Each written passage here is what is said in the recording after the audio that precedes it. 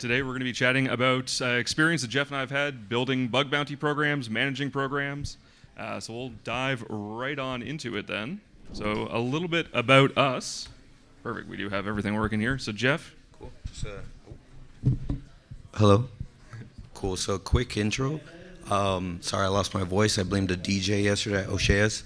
I enjoy driving fast cars, racing cars professionally, building cars, security research and building bug bounty programs. It's where I started my career many years ago and just very passionate about it.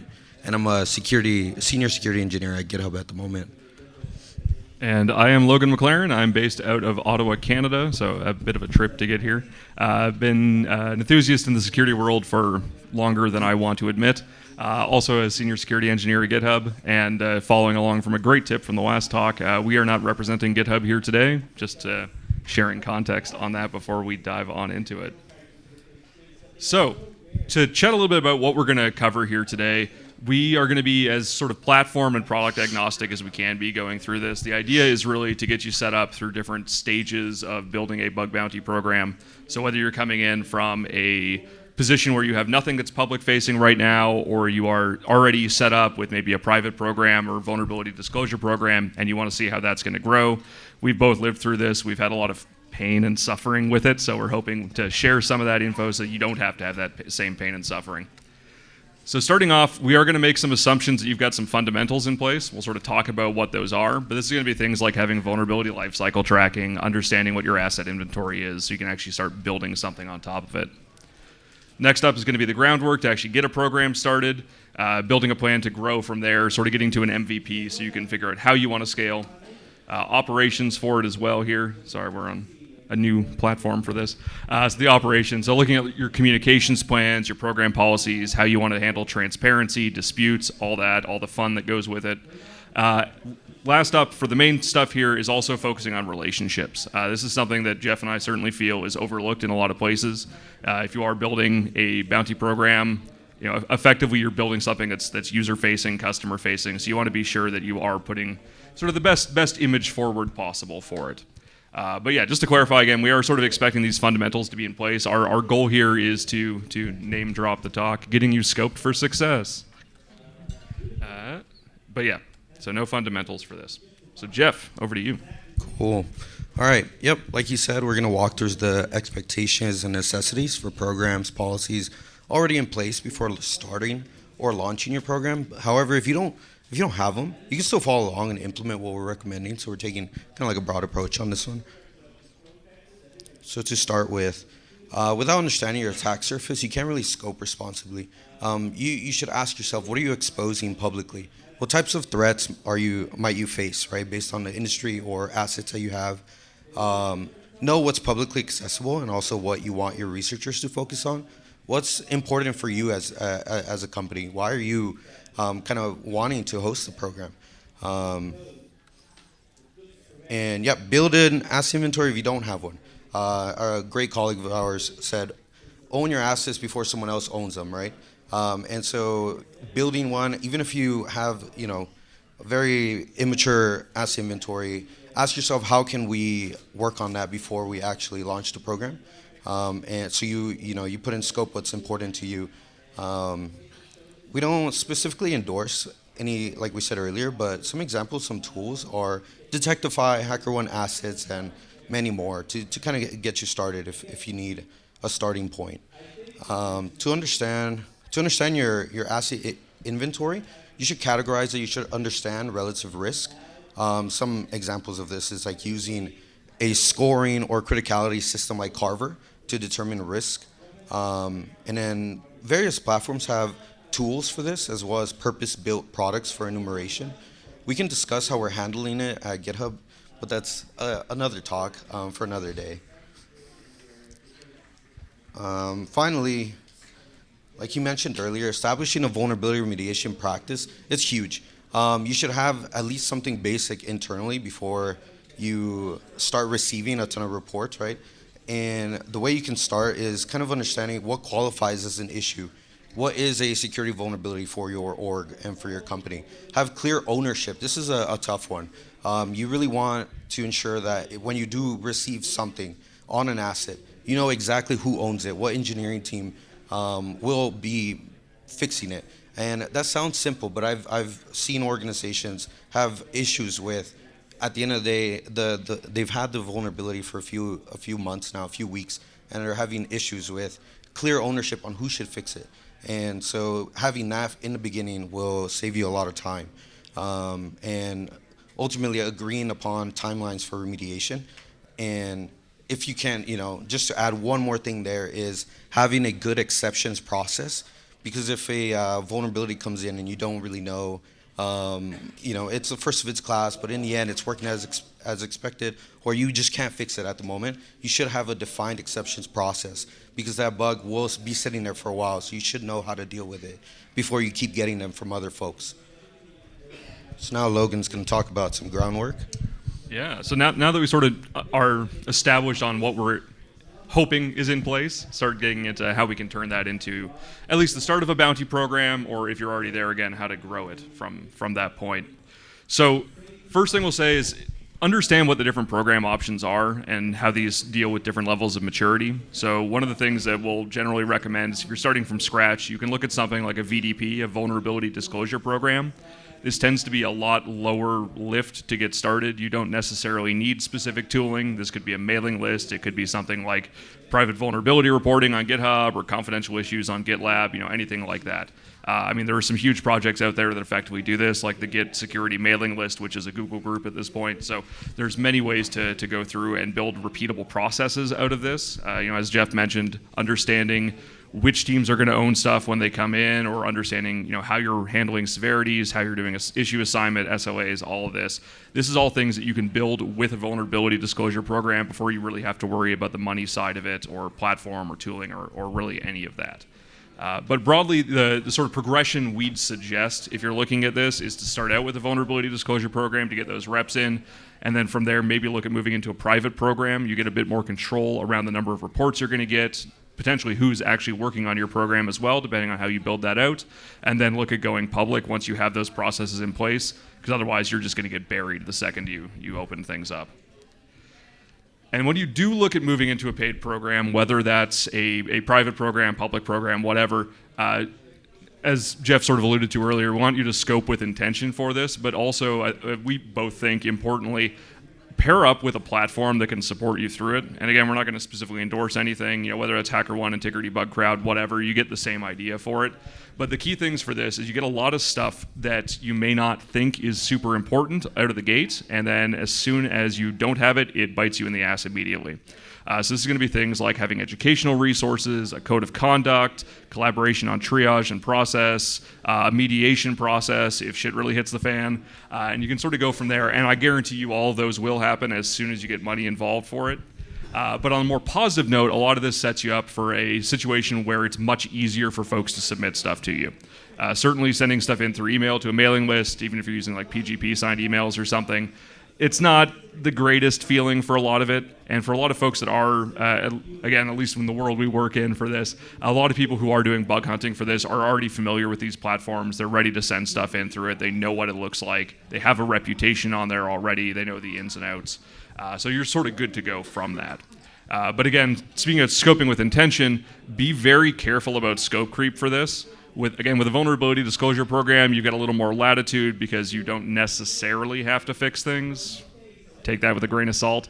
But when you do start moving into broader stuff, if you are getting reports and you have money on the line for those and you don't actually have ownership of those or a way to remediate stuff or an exceptions process if you want to accept risks for it, you're going to be in for a lot of frustration on both sides of that relationship, both for your company, your organization, and for the hackers that are working on it.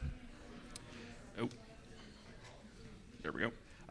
And another area that a lot of folks will overlook, again, until it bites them, is make sure you are bringing your legal and PR teams into this. This is all customer-facing stuff. As soon as you have money on the line as well, You have a lot of reputational impact that's going to come from that. You have a lot of legal obligations. And this is somewhere else that having a platform involved rather than doing a homegrown thing can be very, very helpful. As soon as you have to worry about trade sanctions for where you want to send money to, currency conversion, all of those moving parts, if you have a partner that can take care of a lot of that for you, has a good reputation for it, has all the processes, you're going to be saving yourself, again, a lot of frustration, a lot of pain, a lot of suffering.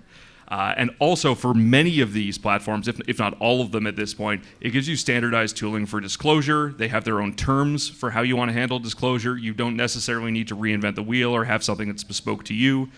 Same deal for safe harbor terms, things like that. So HackerOne has the gold standard safe harbor, I think they call it. Many other platforms have something similar. In our experience, the companies we've worked with, we have some bespoke ones, but it's all sort of the same idea. So if you send stuff in, you're safe. But again, you're getting a lot of this for free out of the box when you're partnering up with somebody. Forgot about those. And then as you're going through as well, this as you progress through each of these stages, you're getting a lot of information around what that next stage is going to look like. So when you have a vulnerability disclosure program to start out with, again, you're getting the reps in for how you want to build out your processes for it. When you move into a private program, you're getting a better idea of what some of the budgeting is going to look like, your cost per bug. If you need to fine-tune your severity models, you can do that in a little bit of a more controlled environment than if you're already public. And this also gives you a really good opportunity to start building out some tooling for this. And if you're interested specifically in tooling, we're not going to talk about it here, but Jeff did a great talk at B-Sides SF earlier this year called Life of a Bug, which goes through how GitHub does all their bug remediation, bug tracking, all of that. Very helpful. It saves us a colossal amount of time. It also makes auditing really easy, which is another thing that having a good platform can really help with. So if we need to go through and say, hey, are we consistently paying out the same way for these types of vulnerabilities as they come through? Are we consistent in our messaging? All of that is already there. We know exactly what it looks like. It's the same thing every single time for it. Also looking at budgeting and staffing for this, when you're going through, again, VDP, you're getting an idea of the amount of time it's going to take you to remediate something. You move into a private program, you're getting an idea of the costs for it, but that's also going to have an uptick in interest generally for the number of reports you're going to get. So you can start figuring out, okay, if we're getting 100 reports per year, 100 reports per month maybe, what does that look like in terms of time and effort for our company? And then when you go public, all hell's going to break loose, especially if you manage to get featured as a new program on any of these platforms. You're going to get a big uptick in interest almost immediately. You need to be prepared for that because nothing is worse than just having things that will linger for months while people are expecting it to get fixed.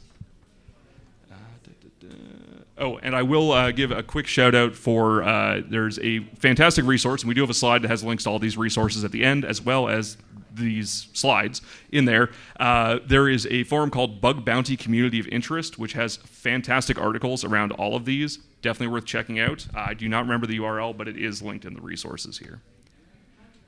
So moving forward, let's chat about what things look like once you're actually operational. You've got the baseline stuff you need in place for this. And again, our goal here is to talk about some of the less easily documentable things for it when you're going through and building a program. So the first one is going to be focusing on transparency for this. The more you can document and share with the community of hackers that's going to be working on your program, the better. And that's everything from process that you're going through, your timelines, your payout, your scope. There's nothing that's worse than ambiguity in any of this. Somebody's going to send in a report to you. You're not going to be sure if it's in your scope. That's going to suck for everyone. If they know specifically that it is in scope and you wind up having to go through a mediation process, you've got clarity for that, again, on both sides for it. And it gives you a lot of opportunities as well when you start working with disclosure for it. The more transparent you can be around that, whether it's limited disclosure, full disclosure, whatever, if it's unilateral, both sides doing a coordinated disclosure, whatever, it's giving really good insight into how your program operates, whether that's from a timeline perspective or it's from a operation perspective, what your communications look like, what all of the individual moving bits and pieces look like, even payouts. You can start looking at some of these programs out there and say, hey, if I get an IDOR for this product, I have a pretty good idea of what the payout's going to be, so I can manage my own expectations for it. So that can be vulnerability classes, it can be specific assets in there as well. There's lots to look at for it. There we go. And building on that as well is making sure that you've got good clarity on what you want hackers to focus on when they are looking at your program. So I'll talk about GitHub very briefly for this because I think we've done this all right. But we have specific lists of stuff that we do care about, things that we don't care about. And that's not to say that they're not necessarily security issues, but they're things we're aware of, it's accepted risks. So it's pretty easy for us to filter stuff out when it comes in. We've seen that with other programs we've worked on as well. It's a significant time saver on both sides. If you, as a researcher in the community, are looking at a program and you immediately know, hey, I don't want to touch this asset, it's not going to get me any money, it's not going to be of interest, you can save yourself a lot of time and focus on something that instead will give you that level of payout that you're looking for. And with this as well, in addition to understanding what you do want to focus on, what you don't want to focus on, this is also an area to add a lot of clarity around your payout structures. For many programs out there, it's going to be a set thing like, hey, if this is a low severity, it's $100. If it's medium, it's $500, so on and so forth. For others, it's a direct tie to CVSS or VISS or one of 5 million standards that people are coming up with now. But having clarity around it, having examples for it as well, if you're doing disclosure through your program, is incredibly helpful for it. And with that as well, having a communication plan for a lot of this is really, really helpful. Whether it is something that you want to handle specifically internally, whether you are staffing this program through a platform to do your triage work or you're doing it yourselves, having a list of resources for that, having things like canned responses for it can be very, very helpful. You're ensuring consistency for it. You're ensuring that when people work on your program, they know exactly what they're going to get for it. And it really does help with a lot of the auditing stuff as well, as we've alluded to, because you understand exactly what you're in for every single time for it. And I think one of the other things to put on here, and I say this coming from a customer-facing background before moving into the security world, with a lot of this, you have to remember that you are quote-unquote customer-facing, user-facing, whatever. So whatever you say, you're going to be representing the group you work for. So if I get a bounty report and I am a giant ass to somebody, it's not that I was an ass, it's that GitHub was an ass. You don't want to necessarily be on the hook for that. And speaking of being an ass, understanding how to handle disputes and duplicates. These will happen. They happen very frequently. More often than not, a lot of disputes are of dubious nature, but duplicates are going to happen very, very frequently. And this could be duplicates for stuff you're already tracking in your company as known issues, but maybe aren't accepted risks. It could be things where you have two researchers who submit the same report within minutes of each other even. So having a clear documented policy on that is very helpful as well. And that can be something as simple as, hey, if we get duplicate reports, if somebody sent it in first based on timestamp, they're going to get the award. Understanding whether or not you want to combine people onto single reports is also something that sounds a bit more simple than it actually is. That is a great way to lead yourself down a path of pain with mediation requests and other frustrations and arguments more frequently than not when that happens. So be conscious of that when it goes through. One of the other things that comes up and causes a lot of pain and suffering for programs and researchers is making sure you have something along the lines of a one fix, one bug, one payout type of policy. There was a great example that popped up the other day. I don't remember what the asset was, what the company was, but somebody had found what they had considered to be 40 or 50 different crits that were coming in. It was leaking PII, a bunch of other problems. This was not for us, I'll say. But with that, those all got closed out as a single low severity vulnerability because it was something that was being tracked. So this person had spent about a month compiling stuff, sent all of it in, and got completely hosed on it. So making sure you've got as much structure there as possible, you've got the policies in place to avoid that kind of frustration is really helpful, because otherwise you're going to wind up on the bug bounty forum Slack. People are going to be flaming your program, and it's not fun for anyone, right? You don't want to be on the other side of that because it's not going to lead to a positive outcome for anyone. And last but not least for this bit, just chatting about doing your own triage versus working with a platform for it. Both of these are incredibly feasible ways to do things. We've both worked with groups that are using hosted, like a platform managed triage services, whether it's, again, HackerOne, Integrity, whatever. These can be incredibly helpful because you don't need to change your own staffing for it. The key thing I'll note with that is on most of these platforms, that's going to come with an additional cost, but more importantly, you also need to be set up to still do that triage when it comes through.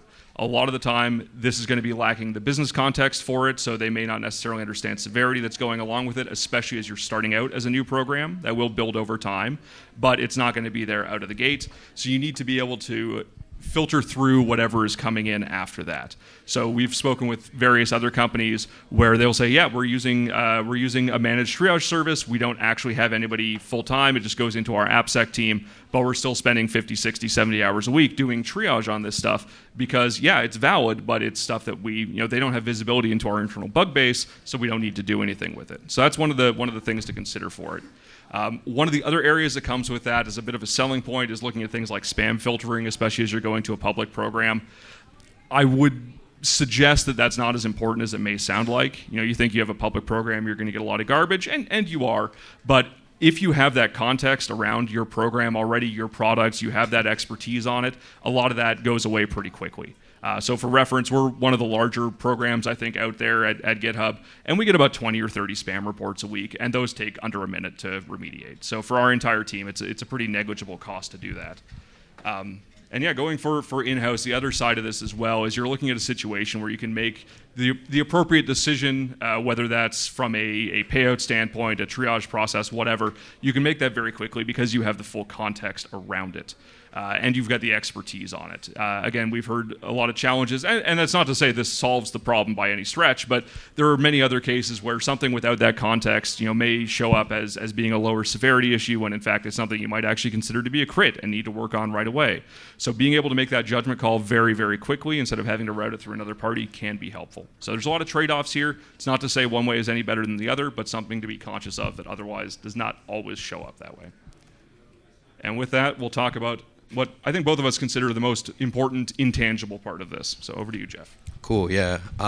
There's not a lot of documentation around how to build relationships.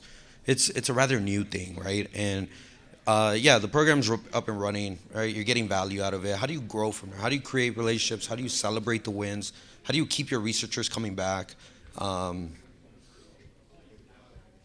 so one thing is basically create the relationships and celebrate. Oh, I already said that, sorry.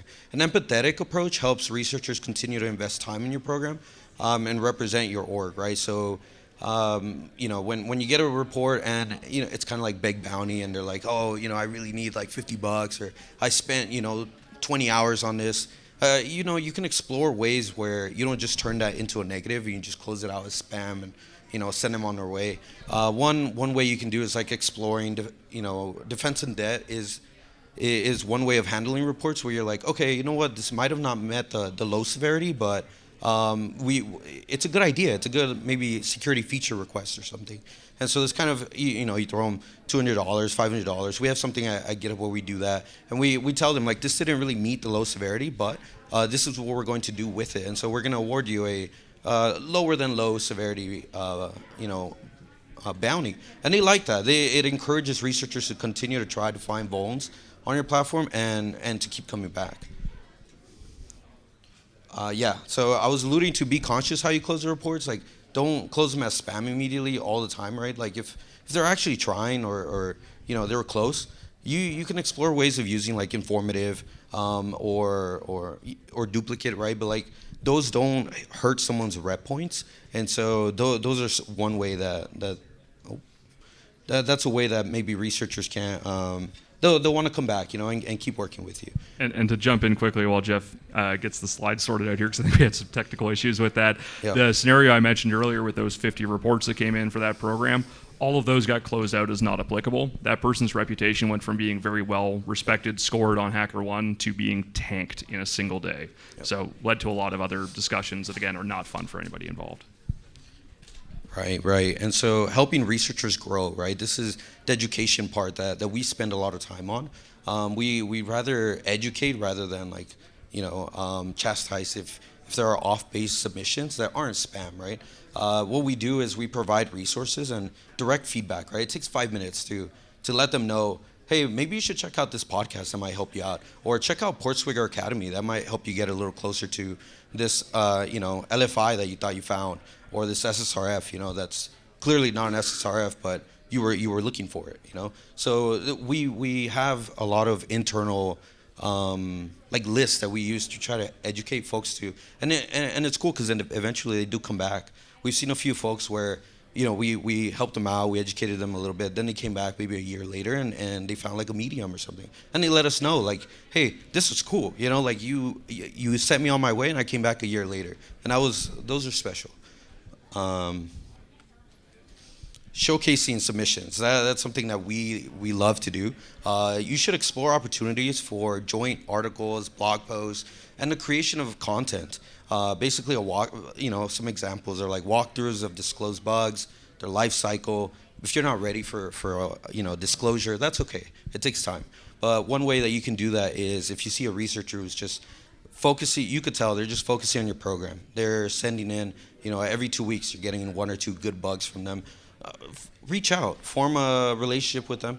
Just ask them, hey, can I give you a researcher spotlight? I just want to write a blog and tell everybody, and maybe inspire other researchers to check out our program. And we've done that a few times where we'll just interview folks and we'll write a blog post with the answers, and we'll give them something, a platform where they can kind of talk about their own research and really plug like their own stuff, and why they like to come and hack on us, and that's pretty cool. So lastly, researchers and industry peers enjoy interacting and reading what programs are up to. You can do this in a lot of different ways. You can join, Slack workspaces like Bug Bounty Forum. You can, create a Twitter account and just tweet little things here and there. Like we tweet our monthly stats, and people like to engage with them. That's pretty cool. I like to see like how much did GitHub pay last month, and some programs are pretty cool at promoting promotions, like, oh, we are paying a 30% bonus on cross-site scriptings. And that, if you have researchers, new or, returning researchers, and they check that out, they will most likely want to hack on you, They'll be like, oh, a 30%, 40% bonus sounds nice this month. And so, yeah, using these community discussions, it's pretty cool for the industry peers and then also researchers. So you've got your program scoped, operations are underway, you're building relationships. What's next? So now that you're operational, have your goals changed? You should create, if you haven't created one, you should create one or update a roadmap of where you want to be. Where do you want to be in 2 quarters? Where do you want to be in a year? How do you really get like the return of investment for your bugs? Let's say you're getting all your bugs and you're fixing them correctly. What's next? Like, do you have the bandwidth to explore variant analysis? Can you enable something like CodeQL to really try to find more bugs with the bugs that you're getting already? You have access to the code base, right? So using, tooling, staffing, and all that to try to get more bugs of the bugs you get are so impactful. What needs to change from what you're doing now? Maybe you need more automation. How can you do that? What is working well that you want to double down on? What do you want to focus on, for the next 2 months? Like, what do you really want to focus on and then move on to the next thing? And what problems are you having? Is it time to focus on disclosure? Is it time to focus on communication? Maybe you can train your if you're using triage, platform triage. Is it time to maybe spend a few weeks and months just really getting to know them so that filtering layer gets a little better? So what problems are you having? Is what you should focus on. And internally promote and celebrate findings from your program. Focus on blameless handling of bugs. A blameless culture really goes a long way for engineering and security teams. I've been at an organization where it was tougher to get things fixed. It was always I don't think that's an SSRF. I didn't mean to introduce an SSRF. But like truly what it should be is we did that. We introduced the SSRF. How do we not introduce it going forward, right? And it sounds so simple, but like lessons learned from these bugs, right? Instead of just paying them out, having a hard time fixing them and then forgetting about them, you're just going to keep getting them. You're going to keep seeing these patterns. So if you try, and it's a cultural thing and it's tough, but if you really are able to build a blameless culture, you'll be able to be way more successful with this bug bounty program that you're spinning up or you're revamping. Another thing is software has bugs, right? This is another feedback mechanism in addition to other tooling and processes. So yeah, just understand that you're in it together.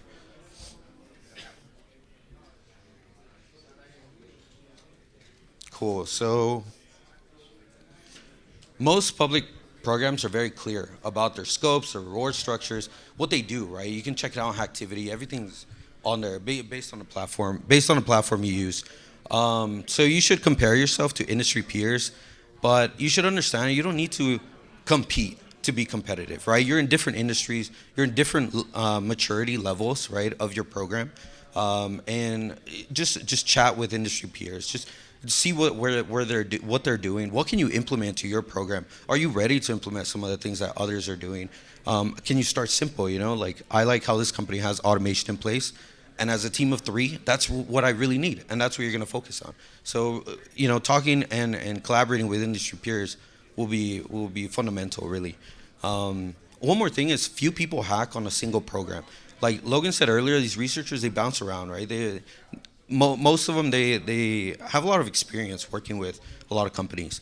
And just for some metric, GitHub had a little more than 850 unique reporters last year in 2022, right? And some of them were first timers. I don't have the exact number, but that's a lot, right? More than 850 people coming to your program for the first time. That can sound scary, really, but like I said, chatting with industry peers kind of helps like build and mature your program so you can handle that many reporters, right? Because a lot of these unique reporters, it's their first time engaging with your program, so it can be rough if they don't maybe understand how your program runs compared to others, right? So if you have a lot of the communication, automation, all that, it'll have like a really smooth process for these new researchers, and they'll want to come back. And that's the goal, right? You don't want them to submit one report and then never again. And so, yeah, chatting with industry peers, engage with programs, understand what they're seeing, what are problems that they're not seeing and you're seeing, what are some common issues that are being submitted, throughout the industry. Lastly, so you want to talk to bug hunters and review feedback. What we do is we go to conferences, we meet up with all the researchers that we can, and we just ask them, like, how's it going? What programs are you hunting on, right? And if we see a trend and we're seeing that one program is what a lot of people are focusing on, we'll check it out. Like, what are they doing that's pretty cool? What are we not doing? At DEF CON last year, we had a few researchers that we chatted with for about 5 hours in one day, and they said, I really want swag. And so we said, okay, cool, we'll work on it. And so we launched a cool bug bounty swag store that only people who submit a valid report to us can get that kind of swag. So we gamified it a little bit, And so what that causes is that these researchers, they're like, I kind of want that swag. That you can only, it's a challenge, It's kind of like a CTF. You get some money and you get cool swag that only you can get if you submit a bug. So finding ways to gamify it, like launching a swag store is not that expensive. Basically talking to bug hunters and seeing what is something they would like, Not all the requests are going to be things you can do, right? Some things take time. There's some things that we got asked for that'll probably take like a year or two, and that's okay. But at least you're working on them. You're surveying the community and you're interacting with folks on what is out there right now. Like what is trending? What is something that maybe we should do that others are doing? And I will say swag is a very common request. There are some programs out there, I think it's the Dutch government as well. Their approach is they can't pay for anything. They have a vulnerability disclosure program, but you get an awesome shirt that says, hey, I hacked the Dutch government. All I got was a shitty t-shirt. That kind of stuff is fantastic. It's very unique. There's no other place you can get that. So as a shameless plug for us, I guess, if you want one of these wonderful GitHub hoodies, you can come hack on our program. Yeah, exactly. And I think that's it. Yeah. So I promise this is not a Rickroll. You can go to this, but the link is there if you don't believe me anyway. This is going to be a lot of stuff that we've talked about through this, resources to back it up, a lot of documentation. There were too many links to bother putting on here, so if you want a good week, month, year of reading, this is something we're continually updating with all sorts of bug bounty stuff, whether it's program building, operations, building out the fundamentals for it, sort of a dumping ground for that. We're trying to structure it in a lot of the same framework we have for this. We'll also have a copy of these slides with the speaker notes once I edit them down a little bit to be up there as well if you want to loop back to that. It's going to have contact info for both of us too. Feel free to reach out, any questions you have. Whether here or later on, if anything comes to mind, we're always happy to chat bounty. So thank you very much for sticking with us. Hope you had a great DEF CON.